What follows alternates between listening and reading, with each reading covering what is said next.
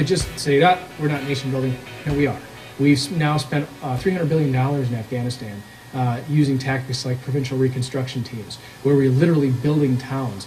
We're propping up this, rated the second most corrupt government in the world, the Karzai government. Corruption is just rife in Afghanistan.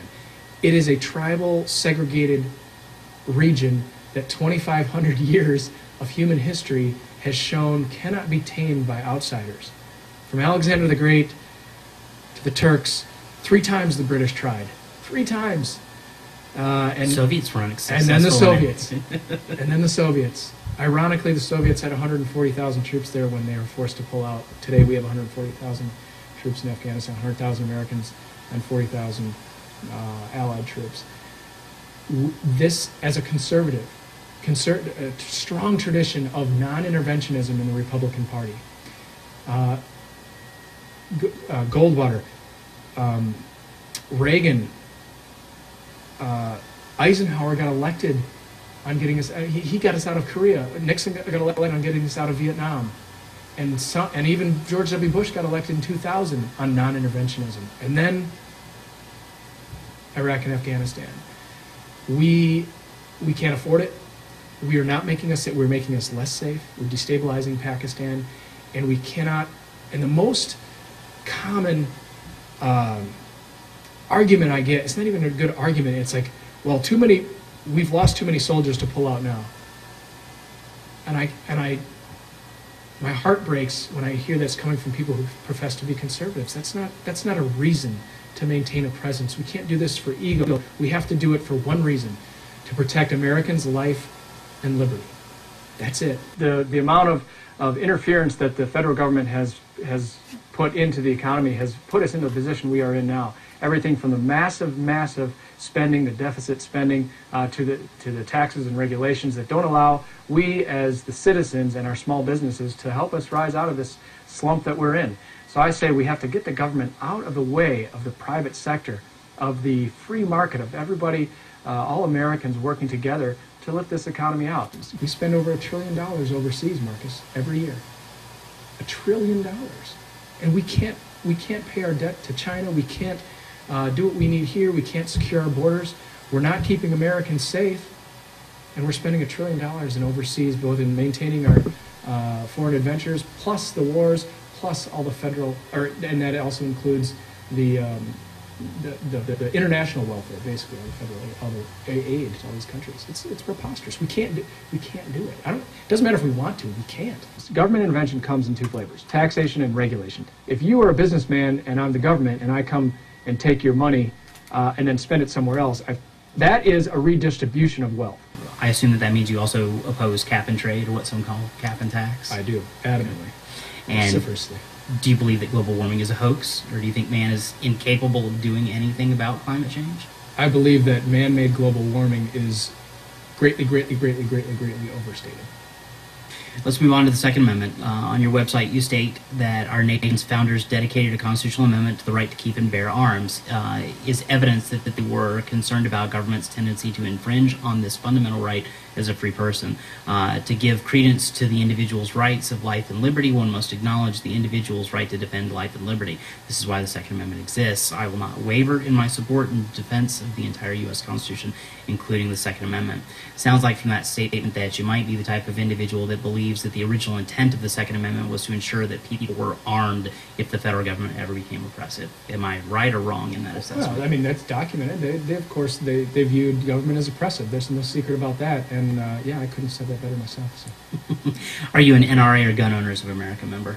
I am an NRA, and after their recent shenanigans, I think I'm also going to join the GOA. So, yeah.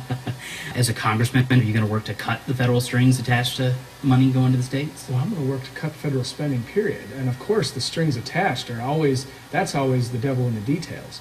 That is my nature, is to not, I hate strings attached. I'm the only candidate in District 8 who refused to let the RNCC have intimate access to my campaign. The other guys all joined the Young Guns program. And that's fine, but there's a fundamental, and ultimately there's a question that must be asked and answered by the candidate, and that is, when you win, who is pulling your strings? And my loyalties to the Constitution and my accountability will be to the voters of District 8. And so whether or not the NRCC, it's their way, ultimately they control a lot of the money. And that is what drives politics, and that's fine. I'm just adamant that my money and my support needs to come from the voters in my district, because that's who I need to answer to. We need to not keep encouraging people to come here illegally with things like the anchor baby phenomenon, federal welfare, and the promise of amnesty. This is not right. Americans understand that you need to wait in line, and it's a fairness. You wait in line and come here. Why don't we put our Border Patrol on the border? Not 20 miles in, not 50 miles in. Border security will come from putting our Border Patrol on the border. Will you vote no on any bills that raise the federal debt ceiling? Yes. What would you do as a congressman to reduce the existing federal debt? Well, there's almost no place there is no place that is immune from a cut. Let's look at the constitutionally required departments. There are 4. Currently we have 15. There are constitutionally mandated 4: Justice, Treasury, Defense, and State. So, but even those need budget cuts. But then you look at all the other ones. And let's just start, of course, with the boondoggles that are the Departments of Education and Energy. You don't have to agree with my philosophy that federal government has no place in those departments. All you need to do is look at the lack of success of those departments. What were they started for? Education, to improve the education of our children. It's a morass. Look at what the Department of Energy was started to do, to make us independent of foreign oil. Complete failure. We need to move toward single-issue bills, and one of the greatest ways we can do that is require reading of the bill on the floor of the House. So everybody, and if you're not there to listen to it, you don't get to vote for it. That would number one, they wouldn't be writing 2,000-page bills. No one wants to read 2,000 pages. And what you'd have was single-issue bills. We're not going to vote for a defense appropriations bill, and it's going to include, the bridge to nowhere, literally the bridge to nowhere. That's crazy. That's not representative government. That's not accountability, transparency, and responsibility. Some Tea Partiers and some voters are in a blind anti-incumbency rage. Now, you've never held public office before, correct? I have not. As a congressman, are you going to be opposing bills that contain unfunded mandates, or will you work to ensure that the states are provided with the requisite funding? Well, obviously, if there is something mandated from the federal government, it should retain the required funding. But the first question that needs to be asked is the bill or what's in the bill constitutional? So often, in fact, too often, it's not. And so regardless of what the issue is, it has to pass constitutional muster first. Understood.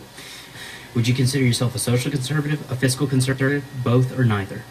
I always define conservatism the same way, because we have to be conserving something, right? Politically, we have to conserve the Constitution. And so I am a constitutional conservative Republican. And that, I believe we need a definition for the very reason you said, because the term is overused. Everybody's a conservative nowadays, right? Because it's the in thing. Right. But we have to conserve one thing, and politically that has to be the Constitution. Do you think we need a constitutional amendment to keep marriage between a man and a woman, or what do you think the federal government should be doing to prevent any full faith and credit difficulties that we have when same-sex couples from other states come to Arizona? Federal government should have no role in this. This goes back to my argument that even if it was something that we might like, okay, we're going to protect the traditional definition of marriage. Remember what we're actually doing. We're giving the federal government jurisdiction over our lives and our culture and our social interactions. As true conservatives, we shouldn't do that. This is an argument that we can have outside the scope of government and law. Why should the voters choose Brian Miller over the other candidates in the August 24th primary? Constitutional conservatism equals individual freedom, and I have the best chance to beat Gabby.